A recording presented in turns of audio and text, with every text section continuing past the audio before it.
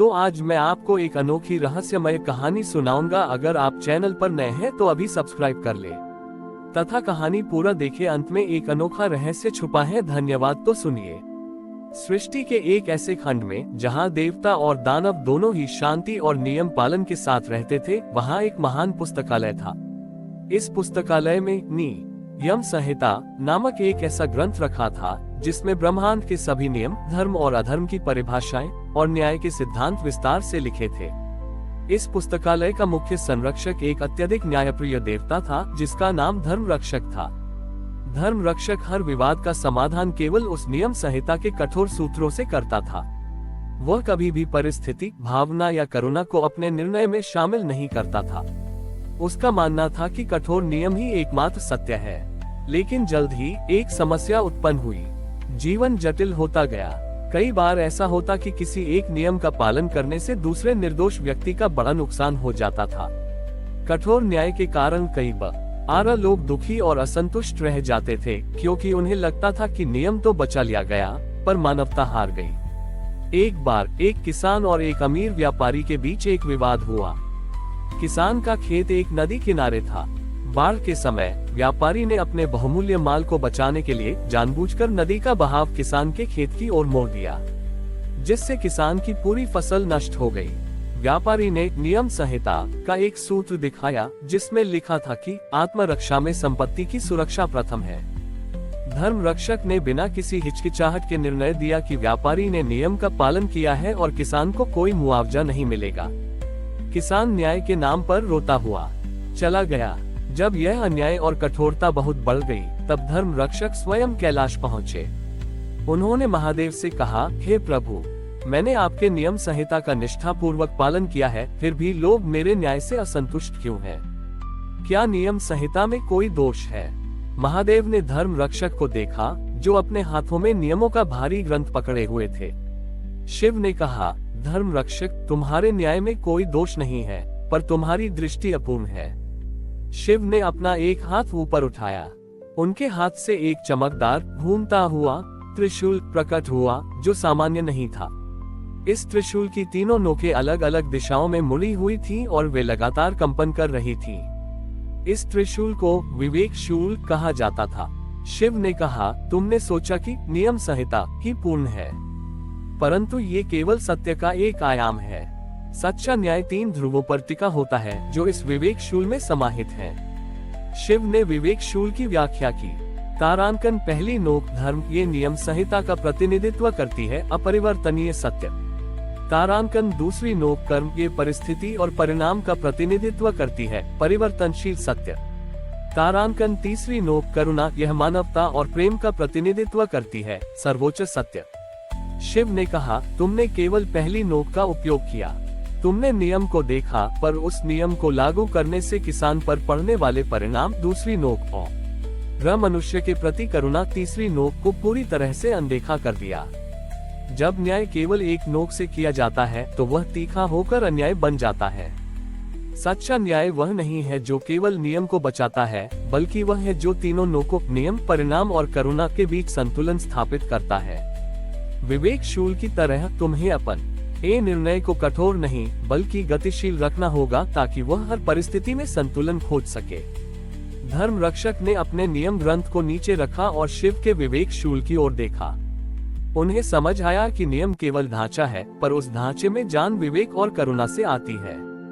धर्म रक्षक ने वापस जाकर किसान और व्यापारी के मामले को फिर से खोला।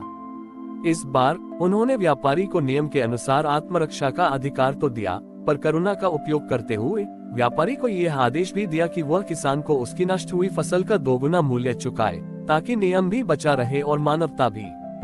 लोगों को पहली बार लगा कि न्याय कठोर नहीं बल्कि दयालु भी हो सकता है। धर्म रक्षक अब केवल न्याय रक्षक नहीं बल्कि विवेक न्याय कहलाने लगे, और तभी से शिव के इस स्वरूप को विवेकनाथ कहा गया, जो ये सिखाते हैं कि ज्ञान और नियम तभी पूर्ण होते हैं जब वे करुणा और विवेक के प्रकाश में प्रयुक्त किए जाते हैं। विवेक न्याय धर्म रक्षक आप विवेक शूल के सिद्धांत को समझ चुके थे और अपने न्याय में नियम, परिणाम और करुणा के बीच संतुलन स्थापित करने लगे थे। उनके निर्णय अब कठोर नहीं बल्कि समाधानकारी होते थे।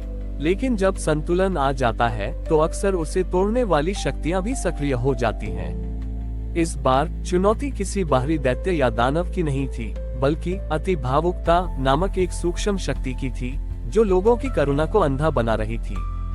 नगर में एक नया साधक प्रकट हुआ, जिसका नाम था दयामग्न। दयामग्न अत्यंत भावुक था और उसका मानना था कि करुणा ही एकमात्र सत्य है और नियम या परिणाम का कोई महत्व नहीं है। वह हर अपराधी को केवल उसकी दुख भरी कहानी सुनकर क्षमा कर देता था और हर नियम को तोड़ने वाले को केवल इसलिए छोड़ देता था क्योंकि नियम तोड़ने का परिणाम उसके लिए दुखद होगा। जल्द ही नगर में अव्यवस्था फैल गई। चोर चोरी करते और दयामग्न के पास आकर रोते कि उन्हें गरीबी के कारण चोरी करनी पड़ी। दयामग्न उन्हें क्षमा कर देता, अपराधी छूट जाते और नियम का भय समाप्त हो जाता। धर्म रक्षक ने देखा कि उनका विवेक शूल का सिद्धांत अब खतरे में है।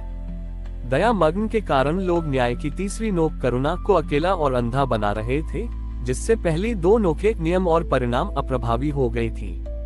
धर्म रक्षक ने दयामग्न को बुलाया और समझाने का प्रयास किया, हे साधक, करुणा अवश्य सर्वोच्च सत्य है, लेकिन जब वह नियम और परिणाम से अलग हो जाती है तो वह कमजोरी बन जाती है, न्याय नहीं।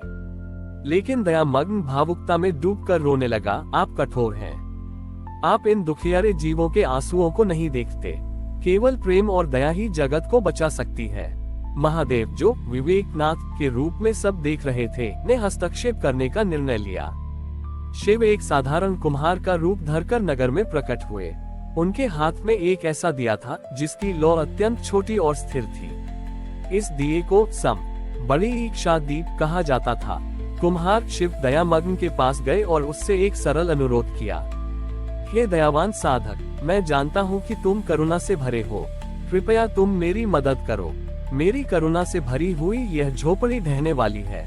मैं तुम्हें अपना नियम बताता हूँ। झोपड़ी ढहने से पहले हमें उसके बीच में एक मजबूत खंभा लगाना होगा और इसका परिणाम ये होगा कि झोपड़ी बच जाएगी। दयामग्न ने कहा, ये कितना कठोर नियम है। खंभा लगाना भारी काम है जिससे आपको कष्ट होगा। मैं आपको केवल आराम दूंगा और आपके लिए रोऊंगा। मेरी करुणा ही आपकी झोपड़ी को बचाएगी। दयामग्न वहीं बैठकर उस झोपड़ी के लिए भावुक होकर रोने लगा और कठोर नियम को मानने से इनकार कर दिया। कुम्हार शिव ने शांति से समीक्षा दीप को झोपड़ी के पास रखा। जैसे ही उस छोटे दिए की स्थिर लौ झोपड़ी पर पड़ी, झोपड़ी की वास्तविक स्थिति स्पष्ट हो गई। दयामग्न की भावुकता ने झोपड़ी की कमजोरी को ढंक रखा था, पर दिए की लौ ने दिखाया कि वह सचमुच कुछ ही क्षणों में ढहने वाली है।